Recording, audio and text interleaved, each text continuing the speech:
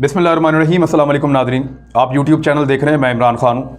भारत इस मसले में पड़ा है जो फ़लस्तीन और इसराइल का है, और भारत के साथ क्या हुई है ये मैं आपको भी बताता हूँ। और इस वक्त टॉप ट्रेंड चल रहा है भारत के बारे में भी, और जो टॉप ट्रेंड हमारे पास पाकिस्तान में चल रहा है वो ये है कि अक्सा कॉल्स आर्मीज़, कि मस्जिद अक्सा फ़ौजों को बुला रही है।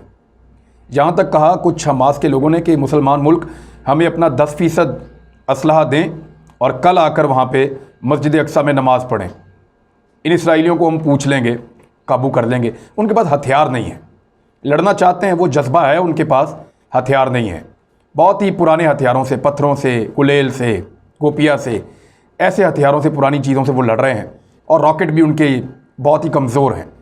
मैं आपको कुछ 2 तस्वीर दिखाता हूँ, ज़रा इन तस्वीर को आप गौर से देखें। ये मुख्तलिफ़ बैनुल-अक़वामी अखबारात में छपने वाले कार्टून्स हैं और जो पूरी कहानी बयान कर रहे हैं। एक के अंदर आप ये देख सकते हैं, इसराइली वज़ीर-ए-आज़म खड़ा और उसके पाँव के ऊपर एक छोटा सा कांटानुमा जो है वो लगा हुआ है रॉकेट, और मीडिया सिर्फ उसके पाँव को दिखा रहा है और वो इल्ज़ाम लगा रहा है कि जनाब ये दहशतगर्द मुझे मार रहे हैं, और वो अपने मुंह से बोल रहा है। जबकि दूसरे हाथ से वो गज़ा के ऊपर बहुत बड़े बड़े बम फेंक रहा है, लेकिन मीडिया उसको नहीं दिखा रहा। मीडिया का फोकस सिर्फ उसका पाँव है। नंबर 1 तो ये देख लें आप। नंबर 2, यूनाइटेड नेशंस का एक दिखाया गया है कि एक बंदे ने हैट पहना हुआ यूनाइटेड नेशंस, वो किस तरह इसराइली फ़ौजी के खून आलूद पाँव के निशान साफ़ करने की ड्यूटी पर लगा हुआ है। यूनाइटेड नेशन जिसने मुसलमानों को या इंसानों को बचाना है बर्बरियत से, वो जालिम के पाँव के निशान जो खून आलूद हैं उनको मिटाने के लिए काम कर रहा है।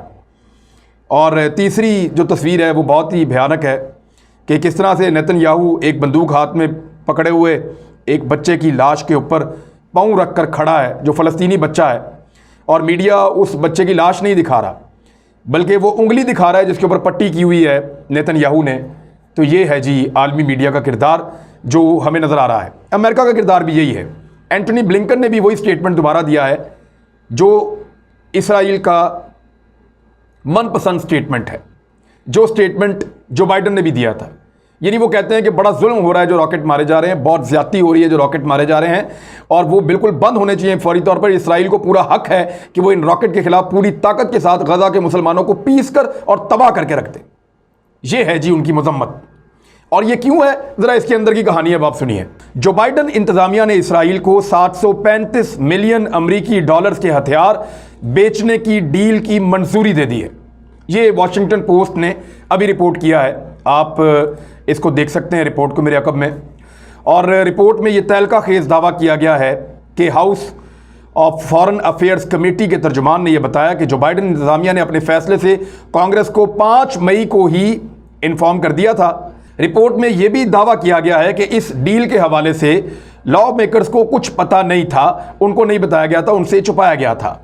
वॉशिंगटन पोस्ट को यह भी बताया गया है कि इन हसास मुआहिदों की बाकायदगी से बगैर जांच पड़ताल के मंजूरी दी जाती रही है पहले भी, और अभी ऐसा हुआ है। तो जी ये है वो फ़ायदा जो अमेरिका ने हासिल किया है। यानी एक डील की है 735 मिलियन अमरीकी डॉलर्स की, और ऐसी बहुत सारी डीलें वो करते रहते हैं। इसराइल उन्हें माली फ़ायदा देता है और उसके बदले में वो इसराइल को जो है जैसा वो चाहता है वैसा करने देते हैं। अब मैं आपको एक नक्शा दिखाता हूँ, ये अल जज़ीरा ने जारी किया है। इस नक्शे को ज़रा आप गौर से देखें। इस नक्शे में आपको पूरी दुनिया नज़र आ रही है, और येलो कलर के डॉट्स हैं, गोल्डन कलर के। ये जो डॉट्स हैं ये वो इलाके हैं जहाँ पे फ़लस्तीनियों के हक़ में और इसराइल के ख़िलाफ़ मुज़ाहरे हो रहे हैं।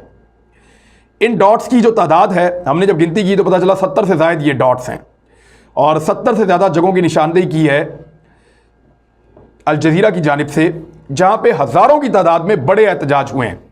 पाकिस्तान में 2 जगहों की निशानदेही की गई है, एक खैबर पख्तूनख्वा की और एक कराची की। इन 2 जगहों पे बहुत बड़े एहतजाज हुए हैं। इस्लामाबाद, लाहौर में क्योंकि एहतजाज बहुत छोटे छोटे हुए हैं। पाकिस्तान में सिर्फ 2 जगह पॉइंट आउट हुई हैं। भारत में सिर्फ एक जगह है जहाँ पे ये एहतजाज किया गया है, और चाइना में कहीं एहतजाज नहीं हुआ, रशिया में एहतजाज नहीं हुआ, सेंट्रल एशिया में एहतजाज ना होने के बराबर। मुसलमान मुल्कों में टोटल कोई 20 जगहों पे एहतजाज हुआ है।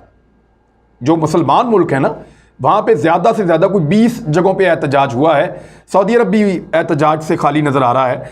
सऊदी अरब के मेन जितने शहर हैं, इलाके, वहाँ पे एहतजाज नज़र नहीं आ रहा। बहरहाल ये 20 के करीब शहर हैं दुनिया में, मुसलमानों के मुल्क हैं जहाँ पे एहतजाज हुआ, जबकि जो 70 से ज़्यादा टोटल मकामात हैं, इनमें 50 से ज़्यादा मकामात वो हैं जहाँ पे गैर मुस्लिमों की हुकूमत है और वहाँ पे गैर मुस्लिम रियासतें हैं, वहाँ पे एहतजाज हुआ फ़लस्तीनियों के हक़ में। तो मुसलमान एहतजाज करने में भी पीछे हैं। ऐसा नहीं है कि सिर्फ हमारे हुक्मरान जो हैं वो गैरत में नहीं आ रहे, सिर्फ ऐसा नहीं है कि हमारे हुक्मरान जो हैं वो इस वक्त इसराइल से नहीं लड़ना चाह रहे। हमारी आवाम भी तकरीबन मिलती जुलती है, जैसी आवाम वैसे हुक्मरान। जवाल जब कौम का आता है तो टोटल सारी का ही आता है। बहुत अच्छे लोग हैं मुसलमानों में, बड़े दिलगुर्दे वाले लोग हैं। वो ये चाहते हैं कि इसराइल को सबक सिखाया जाए, वो ये चाहते हैं कि फ़लस्तीन को उसका हक लेकर दिया जाए, वो ये चाहते हैं कि मस्जिद अक्सा की रौनकें दोबारा बहाल हों और पूरी आबोताब के साथ हों और तमाम मुसलमानों को वहाँ जाने का मौका मिले। किबला अव्वल था मुसलमानों का। लेकिन अक्सरियत क्या कर रही है ये आपके सामने है, और मुसलमानों के हुक्मरान क्या कर रहे हैं वो भी आपके सामने है। अब कुछ रिपोर्ट्स हैं, मैं आपके सामने रख देता हूँ। अभी नेतन्याहू ने अपने सरकारी टीवी पे खिताब करते हुए ये बताया है कि हमला जो है उसकी शिद्दत में इजाफा किया जाएगा और हमले मज़ीद तेज़ होते जाएंगे। और मीडिया रिपोर्ट्स इस बात की गवाही दे रही हैं कि हर आने वाली रात पिछली रात से ज़्यादा मुश्किल और सख्त होती है। मिसाल के तौर पे एपी ने जो रिपोर्ट किया है, एसोसिएटेड प्रेस ने, वो ये बताया कि गुज़िश्ता 24 घंटों में 42 फ़लस्तीनी शहीद हो गए हैं। इसराइल ने गुज़िश्ता रात अब तक की सबसे ख़तरनाक बमबारी की है। 100 के करीब अटैक किए गए हैं। उनकी आर्टिलरी भी अटैक कर रही है, जबकि उनके एयरफोर्स और उनके ड्रोन्स भी अटैक कर रहे हैं। और इस जुमले को एसोसिएटेड प्रेस ने इस तरीके से लिखा है, the attack was the deadliest single attack in the last round of violence between Israel and the Hamas militant group that rules Gaza। वो कह रहे हैं ये जो अब हमला हुआ है ये अब तक का सबसे डेडलीस्ट अटैक है और हर आने वाला दिन जो है वो मुश्किल होता चला जा रहा है। मैंने आपको पहले बताया है। दूसरी जानिब जो फ़लस्तीन के वज़ीर आज़म हैं उन्होंने भी एक स्टेटमेंट दिया है। मोहम्मद शताह, उन्होंने जो स्टेटमेंट दिया है, उन्होंने कहा कि हमें इस वक्त अल्फाज से ज़्यादा एक्शन की ज़रूरत है।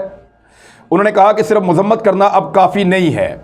उन्होंने इसराइल पर पाबंदियां लगाने का मुतालबा करते हुए कहा कि अक़वाम मुत्तहिदा को फौरी तौर पे एक करारदाद मंजूर करनी चाहिए जिसमें इसराइल के हमलों को गैर कानूनी करार दिया जाए।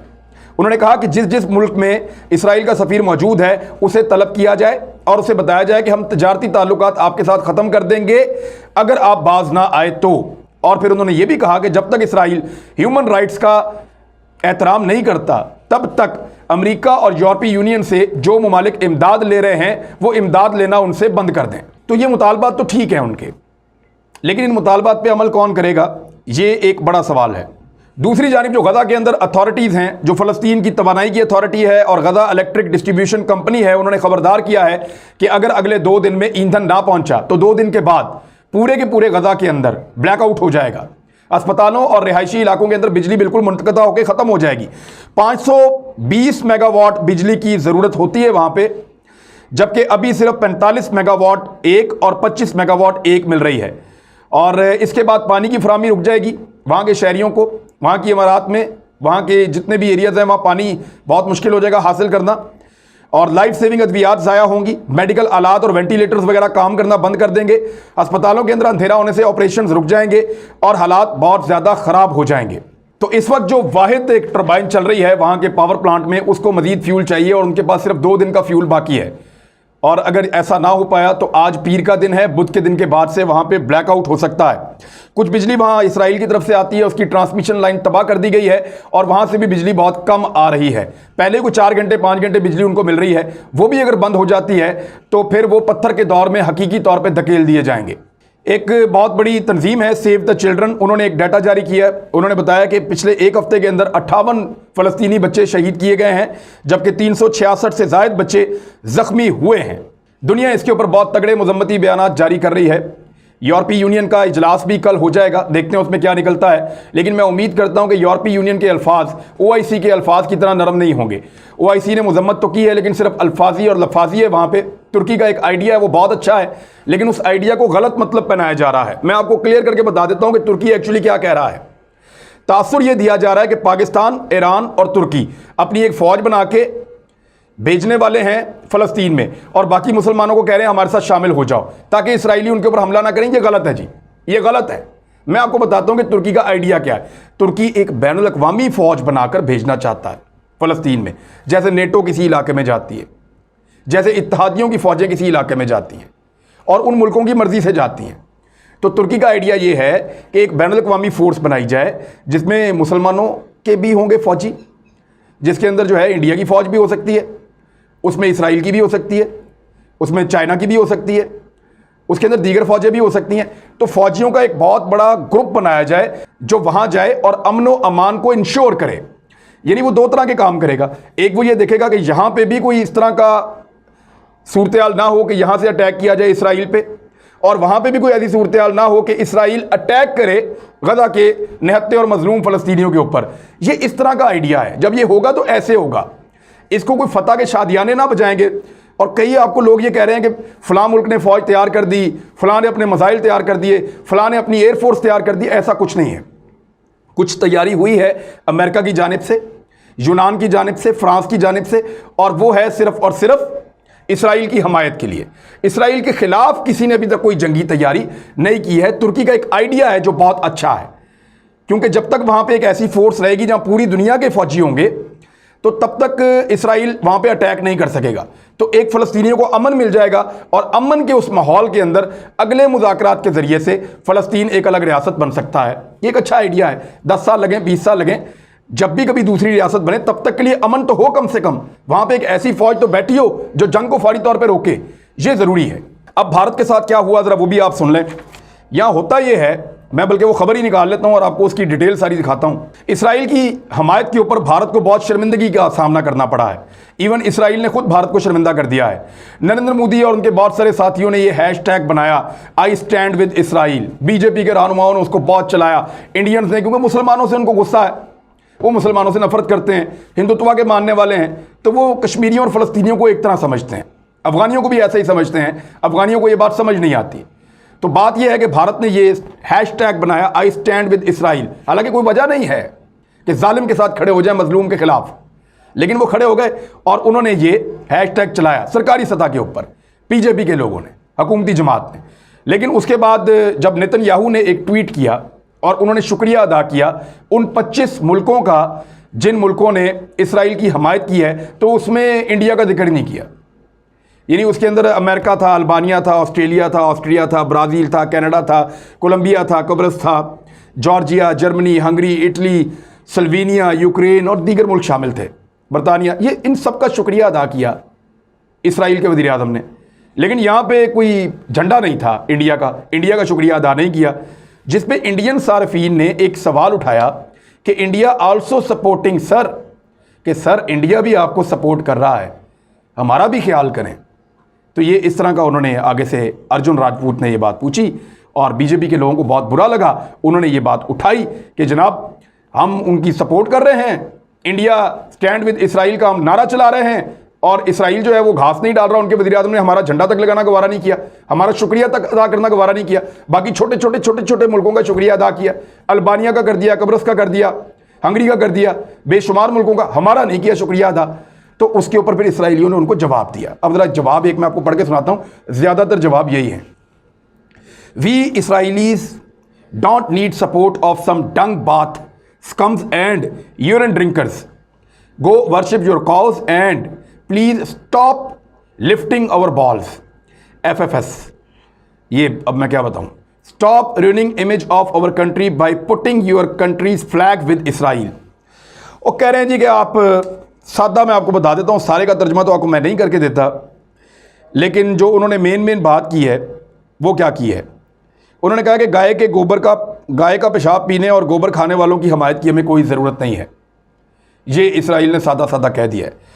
और उसके बाद बड़ी धुलाई की है इसराइली सोशल मीडिया यूज़र्स ने भारत की कि तुम होते कौन हो ये सवाल उठाने वाले कि हमारे वज़ीर आज़म ने तुम्हारा नाम या जिक्र क्यों नहीं किया। हो सकता है नेतन्याहू कर दे आने वाले वक्त में, मुमकिन है, क्योंकि भारत को वो खोना नहीं चाहेगा। हो सकता है ये गलती हुई हो, लेकिन भारत को शर्मिंदगी बहुत हुई है, सुब की बहुत हुई है। और अब भारत के अंदर ये ट्रेंड चल रहा है कि शेम ऑन इंडिया, ये भारत को शर्म आनी चाहिए, शर्म का मुकाम है भारत के लिए, ये भारत में ट्रेंड चल रहा है। और भारत के अंदर लोग बीजेपी की दबा के बेइज्जती कर रहे हैं कि आप उस इसराइल के खिलाफ खड़े हुए, उस इसराइल के साथ खड़े हुए फलस्तीनियों के खिलाफ जो इसराइल आपको घास नहीं डाल रहा। तो ये और उनके बहुत सारे वीलॉगर्स, उनके मीडिया वाले ये बातें अब कर रहे हैं। मोदी की वो मकबूलियत नहीं रही जो पहले थी भारत में। कोविड के जिस क्राइसिस में उसने इस मुल्क को डाला है, उसके बाद गोदी मीडिया भी कुछ हद तक उसके खिलाफ हो गया है। ये थी अब तक की सारी सिचुएशन। हर आने वाली रात हमारे फलस्तीनी बहन भाइयों के ऊपर ज़्यादा मुश्किल है। जितनी जल्दी ये जंगबंदी हो जाए उतना अच्छा है। देखिए, ये एक मौका हो सकता है मुसलमानों के लिए कि इकट्ठे होकर अटैक कर दें, इकट्ठे होकर दुनिया को कहें कि हम 2 दिन दे रहे हैं, हम नहीं छोड़ेंगे इसको, हम बर्दाश्त नहीं कर सकते मजीद। और अगर ये नहीं कर सकते तो फिर भाई जंगबंदी करवाएं, उनका और खून क्यों बहाते हैं? किसी भी तरह भी करके फिर जंगबंदी करवाई जाए। और यही मुसलमानों ने ऑप्शन चूज़ किया फिलहाल। अब तक के लिए इतनी, अपना ख्याल रखिएगा, अपने इस चैनल का भी। अल्लाह हाफिज़।